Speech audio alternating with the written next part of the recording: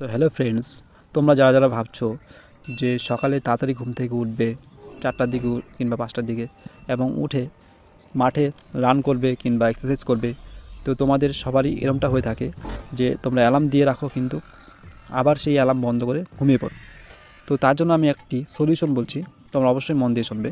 তোমরা কী করবে, মোবাইলে যে অ্যালার্মটা দিয়ে রাখবে সেটা একটাই শুধু অ্যালার্ম দেবে। 4টার দিকে দিলে 4টা, 5টার দিকে দিলে 5টা। 4টার দিকে দিলাম একটা, 4টা 10-এ দিলাম একটা, সেটা যেন না হয়। তোমরা যেই টাইমে উঠবে সেই টাইমে অ্যালার্ম দিয়ে রাখবে এবং মাথার মধ্যে তোমরা একদম কনফার্ম করে রাখবে যে যখন অ্যালার্ম বাজবে আমি তখনই ঘুম থেকে উঠে পড়বো।